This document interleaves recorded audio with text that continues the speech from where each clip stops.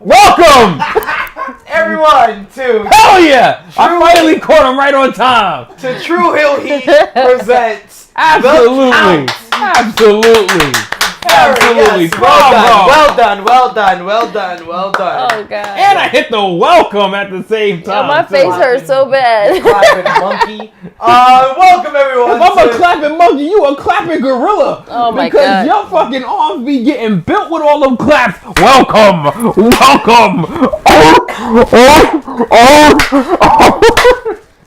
I'm just saying. Oh, my God. I'm just saying. I can't. I'm just saying. Welcome to True Hill Heat presents The Count. This is where us, the hosts of True Hill Heat, we give you our top 5 throughout the wrestling world. This time, we're going to be talking about our top 5 greatest factions in wrestling history. So, if you know anything about factions, stables, groups, it is about a group of wrestlers coming together for an individual goal, whether that be championships, money, taking over a company or organization, or beating down their enemies. That's what it's all about, and we're here to talk about the 5 greatest of all time, guys. How do you feel? What do you guys feel about factions throughout professional wrestling? How did you feel about it when you were a kid to now? Like, what do you think about factions in wrestling? It's like one of the staples of watching wrestling. It entertains us. Like, what made me tune in almost every week to see what else they're going to do the next week or the following day or whatever. So Factions just had you hooked, man. Because they gave you a cliffhanger every week. Like, you got a new member, or you got somebody getting kicked out, or you got somebody getting jumped, or you got somebody disrespecting authority, or they always doing something off cue to be like, yo, this shit ain't, like, this is not how the show is supposed to go.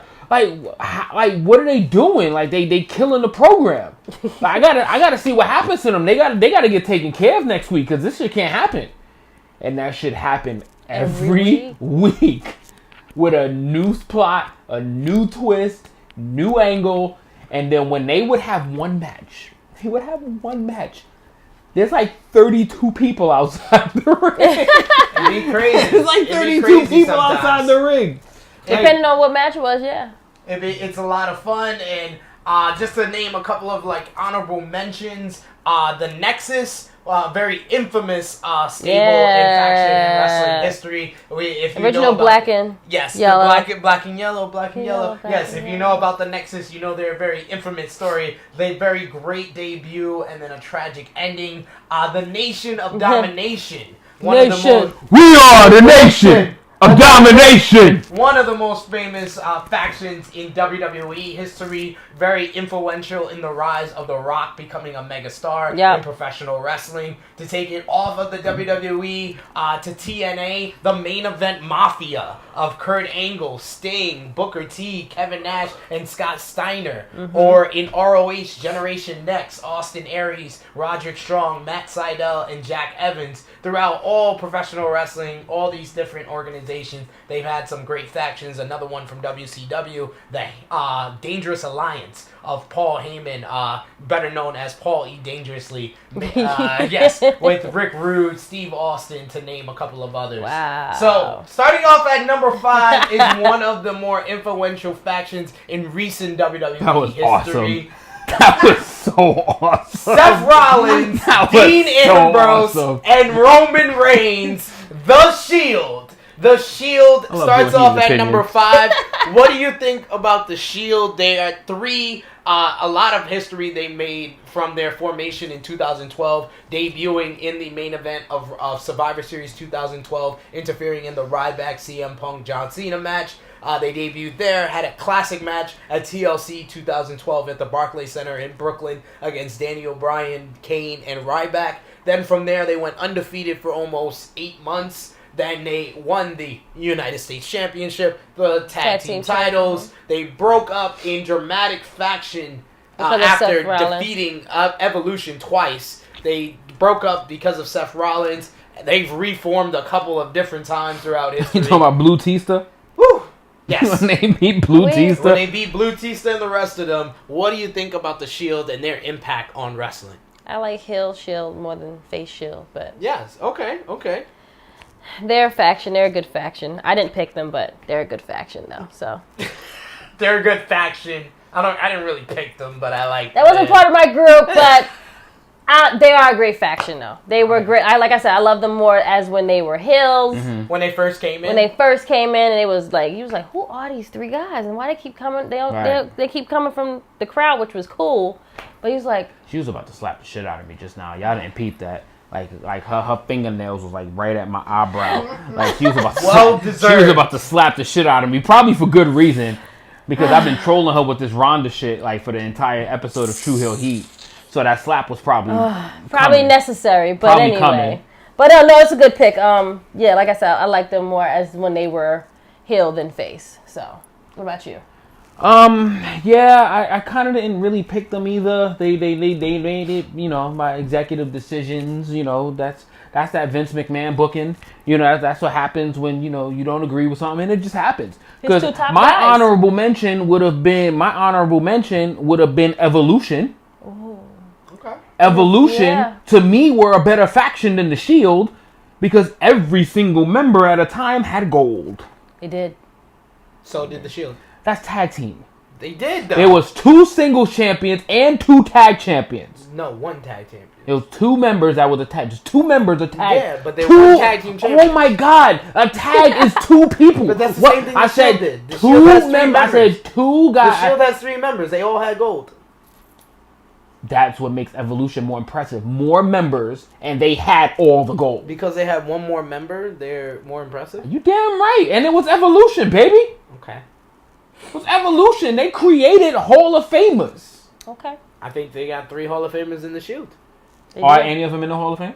They will be. They will be. They will be. That's There's like only saying, one guy from that's like Evolution saying, in the Hall of Fame. It's like saying, is LeBron James going to be in the Hall? He will be. They only got 1 guy in the He Hall of will be. Fame. But they have Hall of Famers. They have 1. No, they have 1 Hall of Famer. Hall of Famers. No, Hall of Famer. He's 1. There's 2. He's 1. Oh, 2. 1. which one? Triple H. He's not a Hall of Famer yet. He's inducted. He's been inducted into the Hall of Fame. Not The yet. induction ceremony is in a couple of weeks. So, They have multiple Hall of Famers. not yet. So not yo, yet. he's doing all of this to my honorable mention. All this laughing is making me All of tear this up. to my honorable mention. Because we're This is supposed to the be kind talking of about the hate. Shield. This You is- never pay attention. You're No, never on I paid point. attention to the Shield because they aight. Ain't none of us picked them. Me and Krssi Luv ain't picked no fucking Shield. Neither one of you picked the other person's pick. That's why the Shield is here. It was fucking your stupid producer that decided We he wanted all to pick the picked 3 fucking... different people. I'm gonna go with the Shield. Next. I'm gonna go with the Shield because they did the small pick. I'm gonna go with the Shield. Coming in at number 4. How's the justice, baby? Put your hand out, Krssi. is the How's the justice, Bullet baby? Club. The Bullet Club, which started Too in sweet. 2013 Too sweet. with the leader Too sweet. Prince Whoop, Devitt, whoop. better known to you as Finn Balor in WWE. He came with Bad Luck Fale. They teamed with Carl Anderson and Tama Tonga to form the original formation of the Bullet Club. Later came the Young Bucks. Later came Kenny Omega. They formed a super group. AJ Styles replaced Prince Devitt in the group when Prince Devitt came to WWE to become Finn Balor. AJ Styles became the first member of the Bullet Club to win the IWGP Championship. Not once, Put some but respect on twice. that name. Right. Defeating Okada and Tanahashi to become the IWGP AJ Styles is Heavyweight the Championship. fucking man, son. From AJ Really is, Styles, though. we moved on to the Elite era of Kenny Omega and the Young Bucks. The Elite formed on January 5th, 2016. From there, Kenny Omega became the Intercontinental Champion, had the first ever ladder match in New Japan history, became the first Gaijin or American to win the G1 Climax. He went on to Wrestle Kingdom 11 and versus Kazuka Okada in the first ever 6-star classic in New Japan history, which revolutionized and bring a whole different audience to New Japan Pro Wrestling and very much revolutionized the pro wrestling business 2 years ago.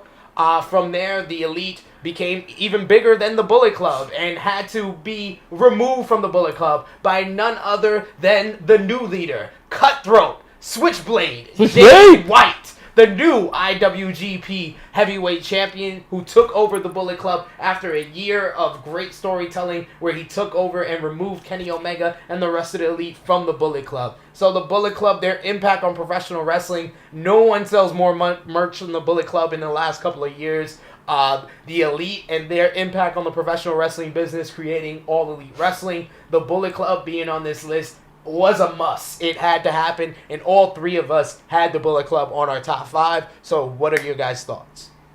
Bullet Club for me, honestly, I'm being honest. Bullet Club for me really kicked off for me when AJ Styles joined it. When AJ Styles became the leader of the Bullet Club, I was like, oh shit, like this shit is about to get real. Because that persona, it just felt like that persona from TNA, that dark persona was going to fit that faction like a fucking glove. It was going to fit it like a glove, and that's exactly what happened.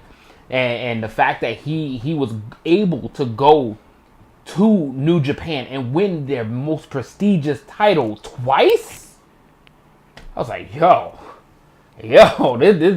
this whole unit is the real deal. And I loved the fact that it felt like they were bringing minor change to wrestling, but the fact that they were a faction that weren't in the WWE, that felt like you were having some type of impact from them, and you started just seeing little sprinkles of it in ROH shows. You started seeing little sprinkles of it in these, and you're like, and if you were kind of a casual, you're like, what is this Bullet Club? Like, what is this?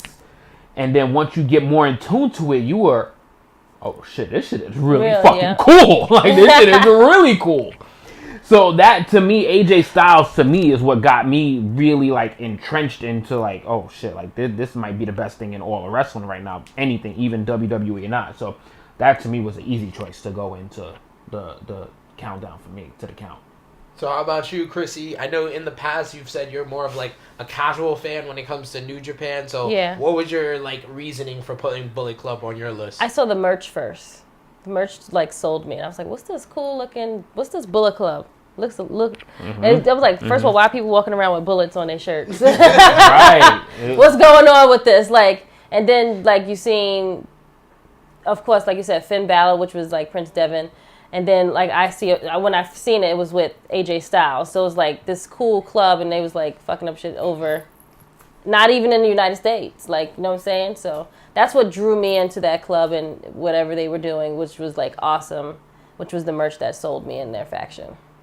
I agree with these guys. I mean, myself, I came into it more of like the Prince Devitt days, but definitely AJ kind of raised the profile, made it big in the U.S., and then Kenny, the Young Bucks, they took it to a whole nother level with the Elite, and then what they've done with AEW, tremendous. So we spent enough time on the Bullet Club. Moving on to number 3. They probably should have been number 4 because these are 4 gentlemen that revolutionized everything when it comes to factions, and probably the real reason why Evolution didn't make it, because they're a blatant ripoff of this group. The 4 Horsemen. Yes. The 4 Horsemen, the original stable, the original heel group in professional wrestling, made up of Ric Flair, Arn Anderson, Ole Anderson, and Tully Blanchard to start off, managed by JJ Dillon. Yep. They've had members such as Barry Windham. Yep. Oh no, Lex not the Luger, one with Chris Benoit? Lex Luger, Chris Benoit. Yes, we will talk about Chris Benoit. Yes, True we Heel will. Heat. We will not talk about it on the WWE, but we will talk about it on True Heel Heat.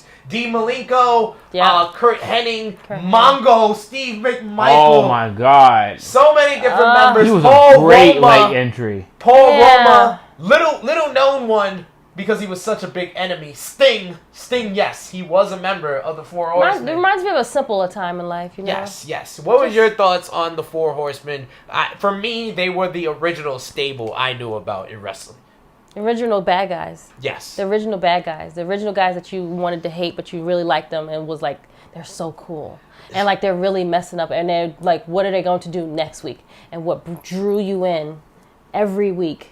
All right, I'm going to watch it because of these guys. Like, the original bad guys. Yes, love it.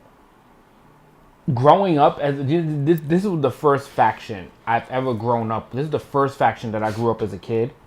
So seeing them, this was the first group that I genuinely did not like. Like, I did not like them. because my brother was on a dick. Like, my brother was on a dick, yo. Like, all he cared about was Ric Flair, Tully Blanchard, and Arn Anderson. All he talked about was Ric Flair. Like, he was literally holding Ric Flair's balls in his hand in every conversation that he had. Like he's a nature boy, and I'm like, yo, fuck him. It's all about Sting, baby. It's all about Lex Luger. Like, they were the first faction that I truly didn't like. Like, 'cause I wanted them to get fucked up every week, and they just kept prevailing.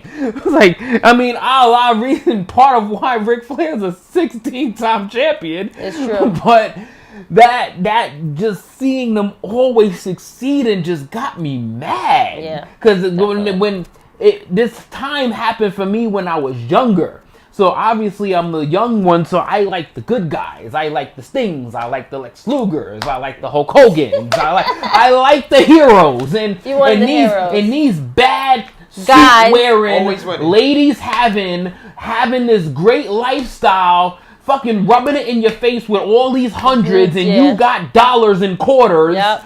Like, it pissed me off. Like, I hate them. Like, I hate their life. I hate everything about them. They're assholes. But once you get a little bit older, you're like, yo, this was probably one of the best things that ever happened to wrestling. And you realize it, especially because I just love the fact that I grew up into having heated opinions about them. And to me, like, they're in my heart forever. Yeah. They're in my heart forever. I definitely agree with Top Guy JJ. I was a Sting fan, so I hated the Horsemen.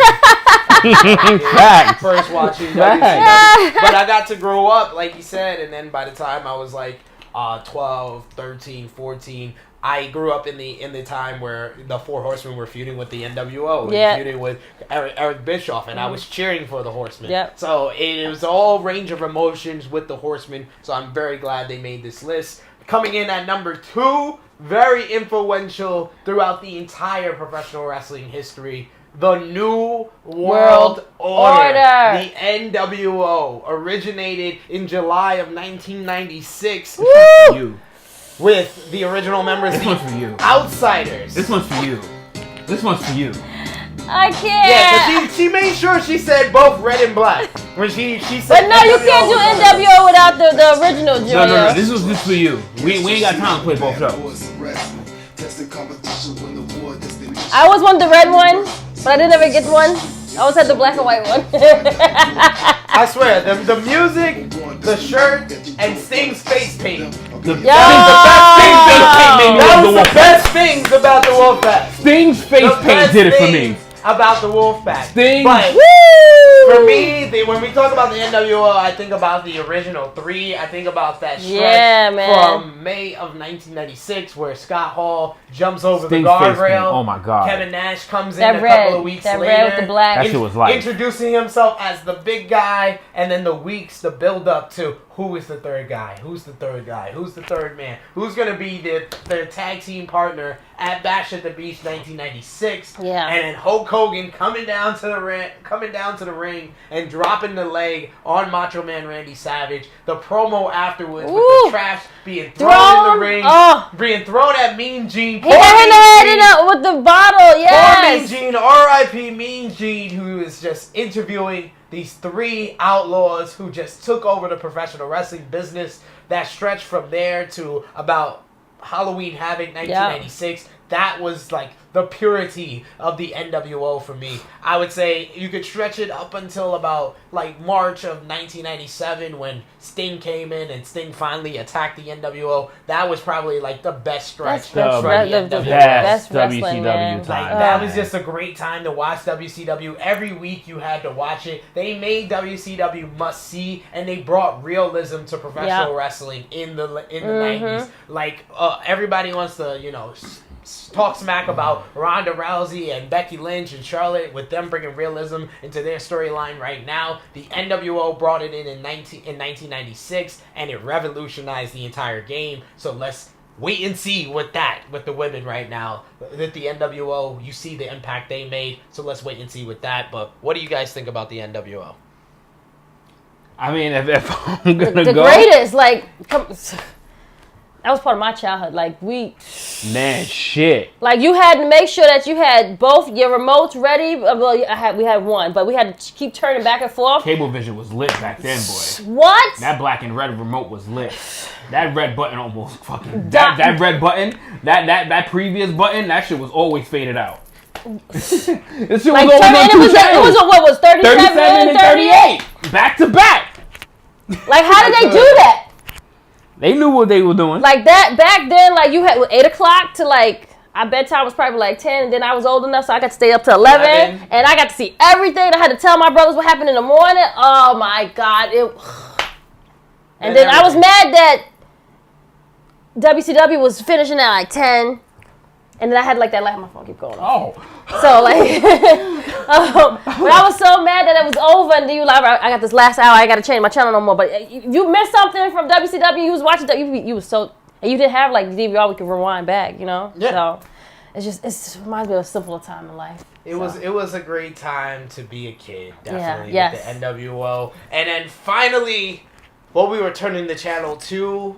Besides watching WCW and NWO, we were watching it for this. We were turning to Raw to see the antics of number one, D-Generation X.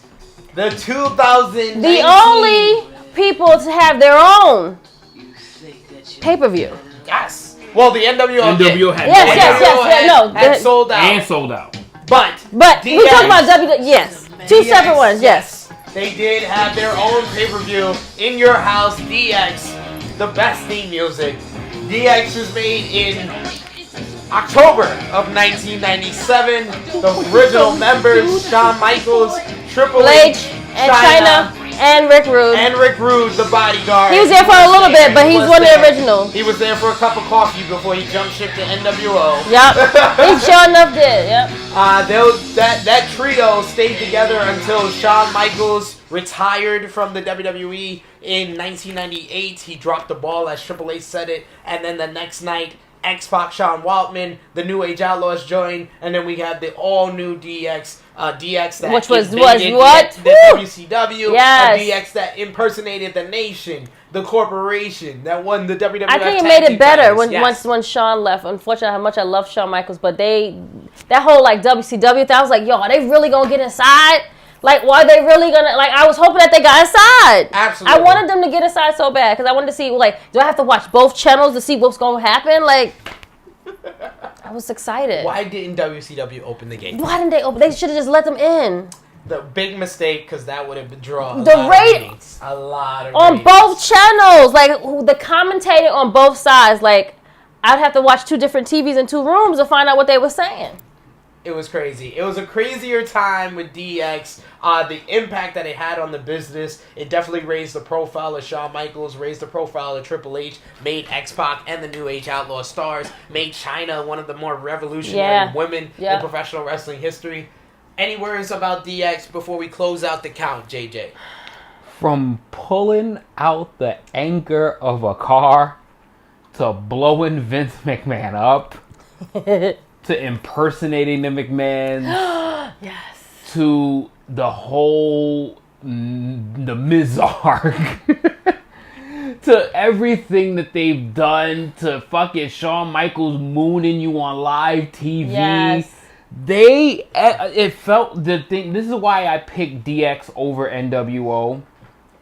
It felt like everything DX did meant something. Whether it was annoying, whether that shit was positive, everything they did meant something. Like, there was a stamp on everything they did.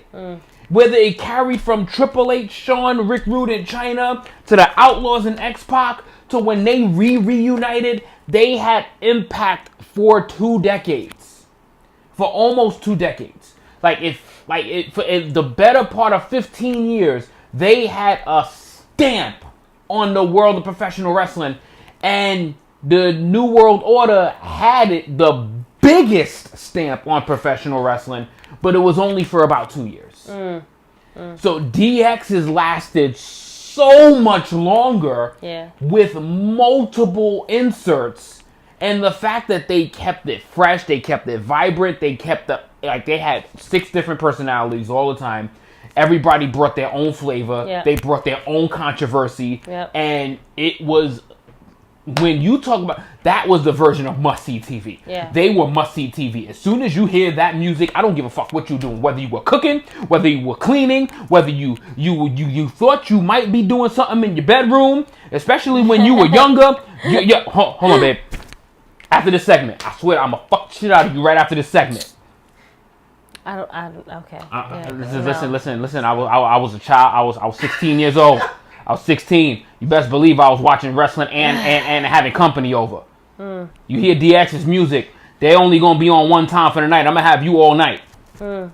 Just saying. And we ain't have DVR back then. Where was your mama? Oh, my mama was in the room. Oh.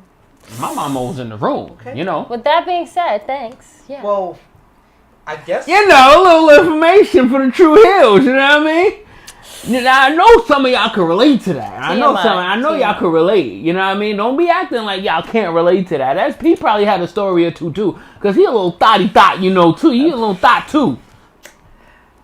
Thank you. I mean, I guess. With that being said, the only this is thing I didn't agree with him there was the impact of the NWO definitely is still felt 20 years later, for sure. I would say the reason... current impact. Yeah, I'm talking impact. about what they were doing on a weekly basis. Yes, current impact. NWO, same thing. The one thing I would say, yes, exactly. And we talked about the Bullet Club. What the frick are you talking about? The Shield. What the fuck are you talking about? But anyway, with that being said, no. But what I was gonna say is, I agree with you guys. You guys had the DX as number 1. I didn't, but I agree with you. DX over NWO because DX basically knew to end before you reach that apex or before it starts falling down, while NWO stretched it on way too long. Oh, when they had the 39 people coming out. Exactly. I do agree with the DX over NWO. So that is this edition of The Count. Thank you, Krssi Luv. Thank you, Top Guy JJ. Thank you for watching. Post your comments in the comments section of your top 5 greatest factions in wrestling history. We want to hear from you guys, so post your comments in the comments section. Like, share, and subscribe, and check out the next edition of The Count.